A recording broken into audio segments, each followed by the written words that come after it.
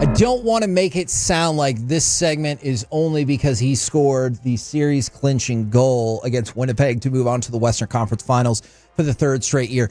The build of Thomas Harley has been going for some time. He now has 4 goals and 7 assists in 13 playoff games. So I get that that's what we're all focused on at the moment.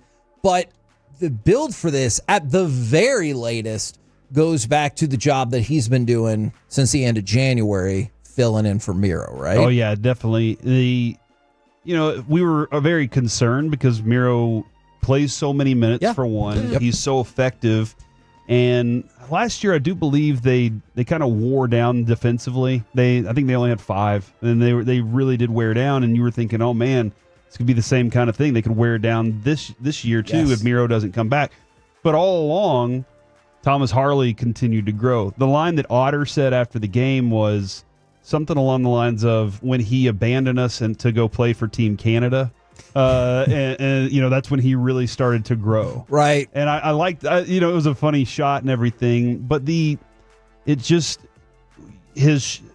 people have been texting in through the last couple weeks, furious with some of the mishandles at the point, furious about a couple of other things. That's here fair. And there. And then he does this, and he saves you. But his work on the penalty kill, his work on the power play has been so effective that I don't think the Stars knew they had that he had this capability. They were just like, we have to do it. We have no other choice. And then he grew into it so quickly. And now you have a place, Kevin, where, and I was just about to say this from the 682, Miro and Thomas are 1A, 1B. You have a 1A, 1B with your defenseman. People would love to have the situation the Stars have here. And on the power play. Yeah. That's something I don't want to undersell either. Now, let's just look at the scoring. And we can break down different aspects of this. But for the scoring, before Heiskanen's injury, Harley had 23 points in 48 games. Okay. All right, so about half a point, give or take. Since then, in the last 30 games of the regular season, 27 points in 30 games. Wow. So we're just talking about a basic jump of about 0.5 points per game to 0.9 points per game. So didn't quite double it up, but you're almost to a point a game. And he does so many other things as well. But when you can see the offensive defenseman, I know the Stars love that over the years. Oh, yeah, for sure. And Makar is that, right? Yes. So and when you watch Miro bring it up the ice the way he did a couple of different times, you're like, dude, he is fast. On top of his stick handling is amazing. So like that's fun to see. But with Harley's growth in this, it's become so universal with one of those guys. I can just go to either one of them and I have an effective play here. He shoots hard from the top. He can also be down in there in the mix of it because he's a big guy, shoving guys out of the way, clearing space, creating space. Dude, go back and watch that pass from Seguin now. Like that pass was tremendous. And the shot itself is amazing because you had clear interference by his own defensive player. Like he's in the way. He masked Hellebuck. And Harley has this shot, and he could go one way with it, but he went back across the grain with it over the other shoulder because he saw everybody floating one way, and he was like, "It's going to be open here." But that pass from Seguin was spectacular, and the fact that Harley was able to put it home, that was, Kevin, it feels almost drawn up. It feels like they knew they wanted to kind of get that kind of shot out of it because that was their best way of getting this one done. And I don't mean to undersell Harley on this, but did it look like that pass was so fast and so on point from Seguin that Harley kind of hesitated for half a second? He's like, oh crap, I've got the shot. Yeah. Like I'm sure that's what he was setting up for. But I watched that playback again and again, and it looked like there was this little hitch where he was like, oh my God, how did he, like that was an amazing Seguin pass. And watch also, like, I don't know how much you watched the last part. Seguin slams his stick down like, hey, it's time. Like, get the shot off now. It's going in. He knew it was going in. I really enjoyed that part of it. So let's go to, you mentioned Ottinger. I wanted to go to another Ottinger quote. It's hard to replace a guy like Miro, but Tom has done everything. It's weird to hear him called Tom. He's been a workhorse. I think everyone in the locker room knew how good he was, but now he finally got to show it. Mm-hmm. He showed everyone how good he was with the best players in the world. Not surprising to the guys in here. So obviously, glowing review from one of his teammates. Let's go to the coach. And this is what I think a lot of people have been thinking, or some people have been sending it in. If there's an MVP of the second half of the season with what happened in Miro, I think it would have to be him. Talking about Thomas Harley. He went to a different level. Yep. We put so much on, and you know what? I'm going to go back to you in just 1 second because you said yep, and I'm with you on that. But this is what makes it more impressive. We piled so much on his shoulders, from running the power play to playing against other teams' best players to transitioning the puck. The kid just keeps delivering every night. And never got fazed by it. You know, like so true. Think about this for a second. You have your job that you're doing, and then all of a sudden, the person who's better at their job, they're the best at it, they're not there anymore. Now you have to take it on. You can make excuses and say, well, I'm not used to doing these things or this and that.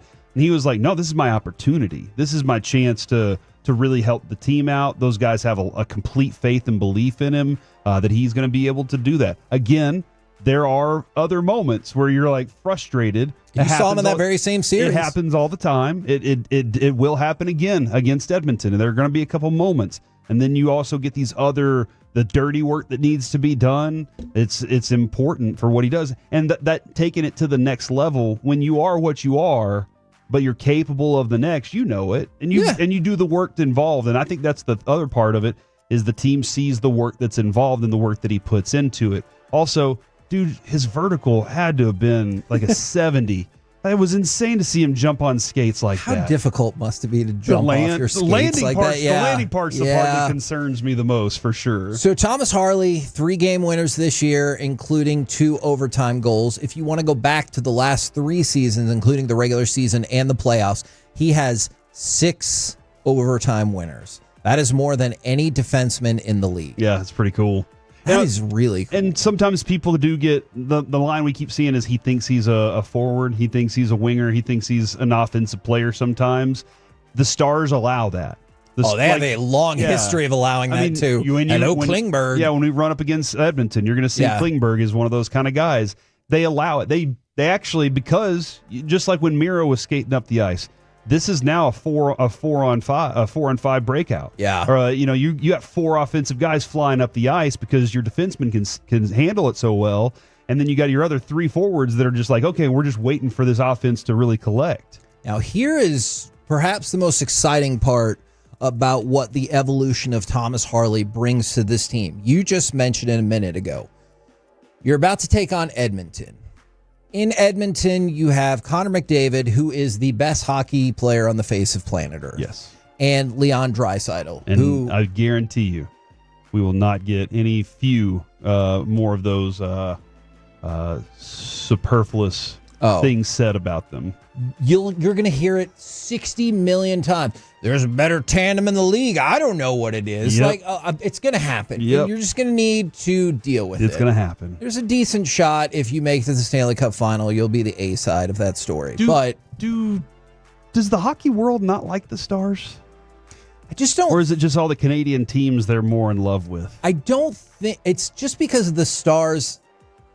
To make this clear, on a national level, they haven't mattered as much. Because, if you look back, so let's just look back at the last round, okay?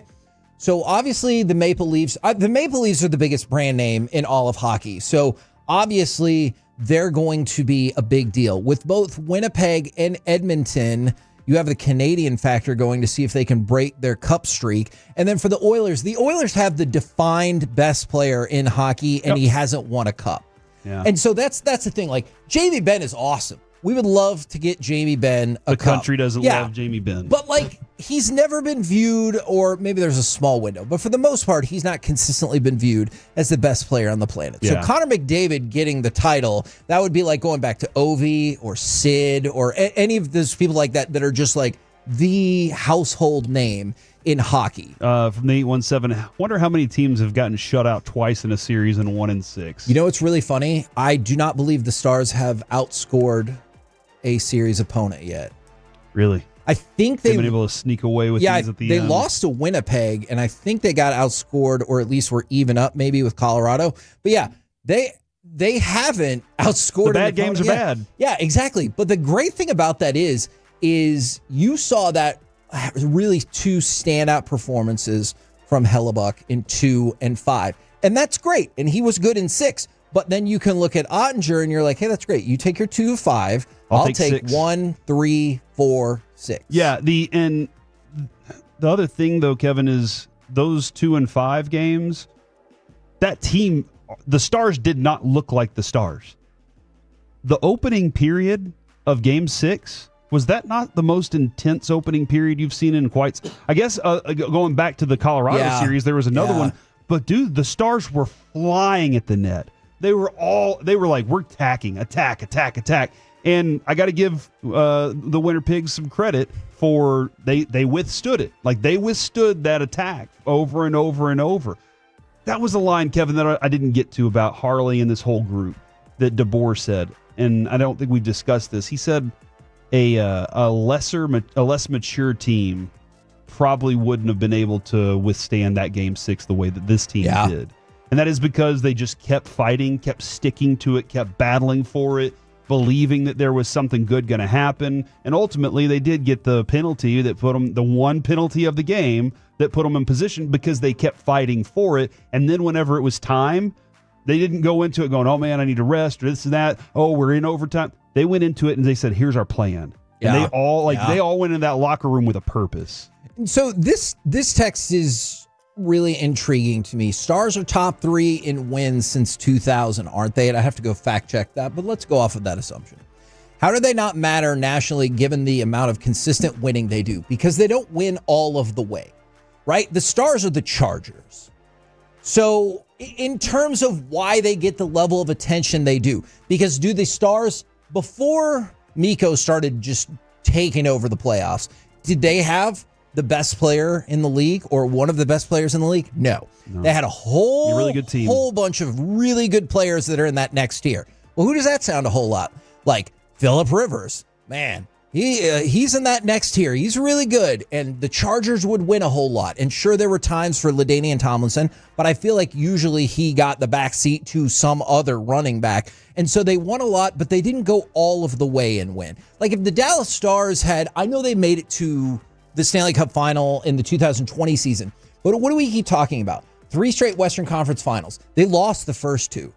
If they had made it to the Stanley Cup final both of those times, I think this would be a bigger deal because it would be like third time's a charm. Yeah. Can the Stars finally lift the cup this time? That's going to be the thing with Edmonton. Yeah. Like they're definitely going to be telling that story of, and listen, Edmonton is going to be hungry. Edmonton went to Game 7 of the Cup final last year. They believe they belong in the final again this year because, hey, we got better this offseason. We're a better team. We're a deeper team. Yeah. And we still have the best player, and we believe we belong there. And DeBoer knows that, too. He said that. And that's why I think you're third in the hierarchy of national attention for this Final Four, because you might get Oilers-Panthers rematch. Best player in the world trying to get his cup against the defending champions. But if you got like Stars Hurricanes, obviously you have the built-in, that's the actual team we took Rantanen from. Like, I realized he was there for a cup of coffee, but that's the actual team. And I think the Stars would be the A side of that matchup. Then again, I thought the Rangers were the A side of the World Series against the Diamondbacks, and John Smoltz said the hell they are. Yeah, he hated us. We're the K&C Masterpiece. You know what? I'm sorry, just one more quick thing, and I know I'm not supposed to do this. I was going to say, I think one of the biggest things going into this series is this is going to be the healthiest the Stars have been since the first month of the season.